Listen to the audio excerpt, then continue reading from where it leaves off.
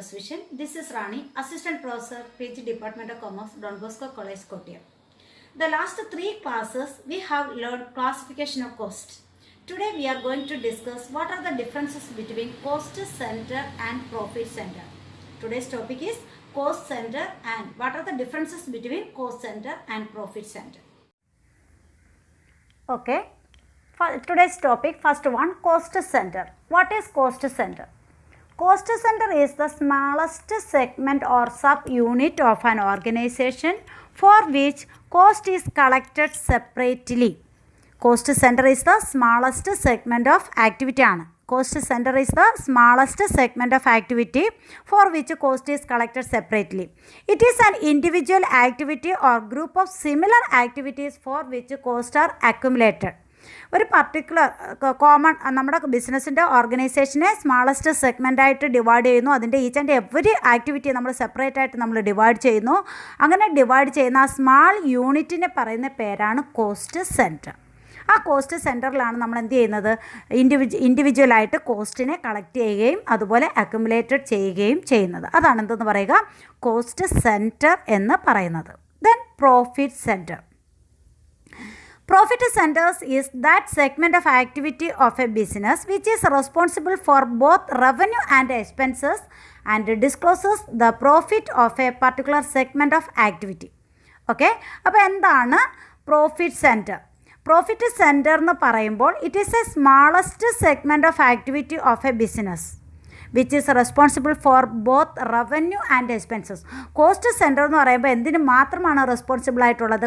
ഈ കോസ്റ്റിന് അല്ലെങ്കിൽ എക്സ്പെൻസസിന് മാത്രമാണ് റെസ്പോൺസിബിൾ ആയിട്ടുള്ളത്. എന്നാൽ പ്രോഫിറ്റ് സെൻറ്റർ ആകുമ്പോൾ എന്തിനെല്ലാം റെസ്പോൺസിബിൾ ആണ്?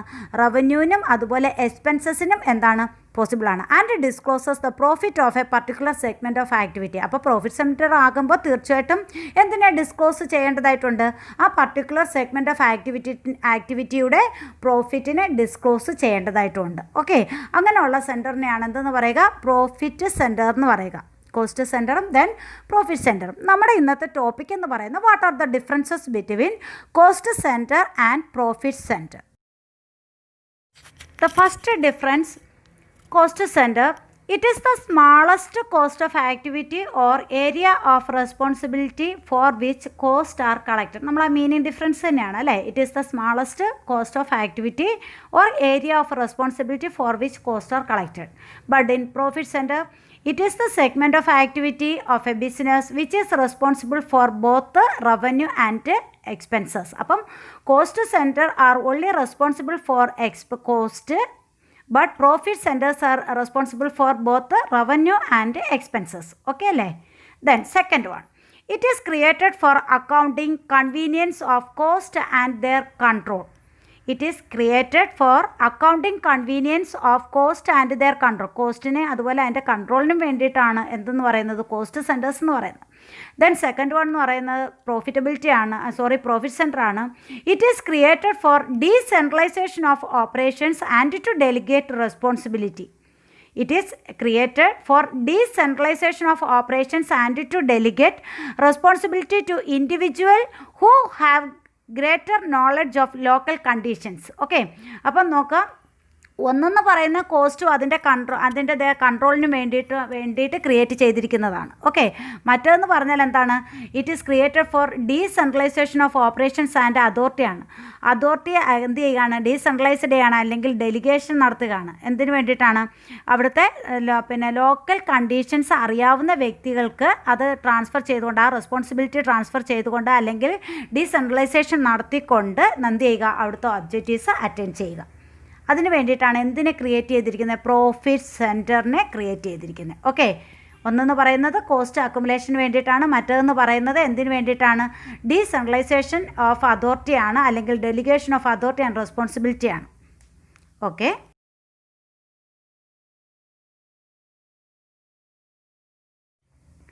Then third difference, cost centres are autonomous centres. Cost centres are autonomous centres. Then but in profit center these are autonomous segment. ഒന്ന് centre ആണ്, ഒന്ന് സെഗ്മെൻ്റ് ആണ്. സെൻറ്റർ എന്ന് പറയുമ്പോൾ എന്താണ് സ്മാളർ സെഗ്മെൻറ്റിനെയാണ് നമ്മൾ എന്തെന്ന് പറയുക സെൻറ്റർ കൊണ്ട് ഉദ്ദേശിക്കുന്നത്, സ്മാളസ്റ്റ് ആക്ടിവിറ്റിയാണ്. എന്നാൽ സെഗ്മെൻറ്റ് എന്ന് പറയുമ്പോൾ സം ഓഫ് എന്താണ് സ്മാളർ സെഗ്മെൻറ്റ് കൂടുന്നതാണ്, അല്ലെങ്കിൽ സ്മാളസ്റ്റ് സെൻറ്റേഴ്സ് ചേരുന്നതാണ് എന്തെന്ന് പറയുന്ന സെഗ്മെൻറ്റ് എന്ന് പറയുന്നത്. അത് നമ്മൾ ആ ലാസ്റ്റ് ഡിഫറൻസ് പറയുമ്പോൾ മനസ്സിലാവും. ഓക്കെ, ഒന്നെന്ന് പറയുന്ന ഓട്ടോണമസ് സെൻറ്ററാണ്, അടുത്തെന്ന് പറയുന്നത് ഓട്ടോണമസ് സെഗ്മെൻ്റ് ആണ്. Then next difference, it does not target cost. ഇത് കോസ്റ്റിനെ ടാർഗറ്റ് ചെയ്യുന്നതല്ല, but the efforts are made to minimise the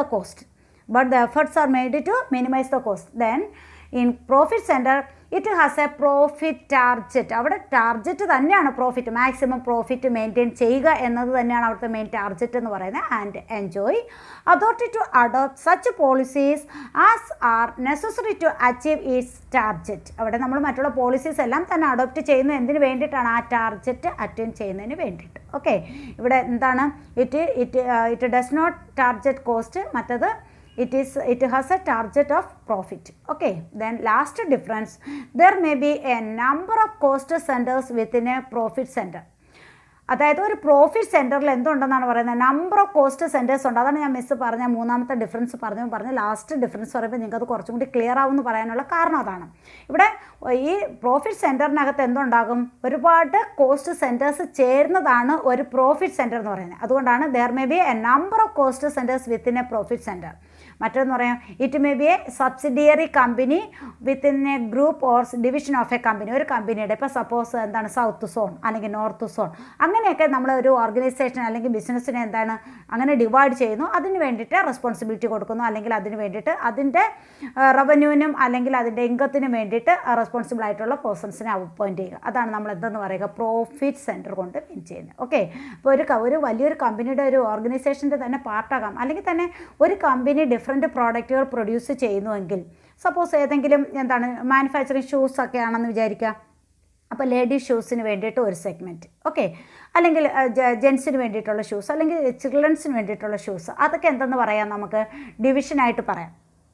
okay, ഏതാണ് സെഗ്മെൻറ്റ് അല്ലെങ്കിൽ പ്രോഫിറ്റ് സെൻറ്ററായിട്ട് പറയാം. അങ്ങനെ ഓരോ ഐറ്റം എന്ന് എടുക്കാം. ഇപ്പം വിമൻസിൻ്റെ ആണോ കൂടുതൽ പ്രോഫിറ്റബിൾ, അല്ലെങ്കിൽ മെൻസിൻ്റെ ആണോ കൂടുതൽ പ്രോഫിറ്റബിൾ, അതോ ചൈൽഡിൻ്റെ ആണോ ചിൽഡ്രൻസിൻ്റെ ആണോ? ഓക്കെ, അപ്പം നമുക്ക് അങ്ങനെ പ്രോഫിറ്റ് സെൻറ്റർ എന്ന് പറയാം. ഇത് തന്നെ നമ്മുടെ വിമൻസിൻ്റെ തന്നെ എടുക്കുക, അതിൽ തന്നെ പലതരം ഷൂസ് നമ്മൾ ചെയ്യുന്നു. ആ ഷൂസിൻ്റെ ഓരോ പർട്ടിക്കുലർ ഐറ്റവും ആണ് നമ്മൾ എന്തെന്ന് പറയുക കോസ്റ്റ് സെൻറ്റർ കൊണ്ട് മീൻ ചെയ്യുന്നത്. ഓക്കെ അല്ലേ? ആ വിമൻ ഷൂസ് എടുക്കുന്നു, അതിൻ്റെ തന്നെ പലതരം ഷൂസ് ഉണ്ടാകും. ആ ഷൂസിൻ്റെ ഓരോന്നും നമ്മൾ എന്തായിട്ട് എടുക്കാം? കോസ്റ്റ് സെൻറ്ററായിട്ട് എടുക്കാം. അപ്പോൾ വിമൻ ഷൂ എന്നുള്ളത് എന്തായിട്ടും എടുക്കുന്നു? എന്താണ് പ്രോഫിറ്റ് സെൻറ്ററായിട്ടും എടുക്കുന്നു. ഓക്കെ, അതാണ് അതിൻ്റെ ഡിഫറൻസ് എന്ന് പറയുന്നത്. Dear students, today's assignment, write the notes on differences between cost centre and profit centre. Then previous year question നമ്മൾ പരിശോധിക്കുകയാണെങ്കിൽ what are the differences between cost centre and profit centre 4 മാർക്സിന് ചോദിച്ചിട്ടുള്ള question ആണ്.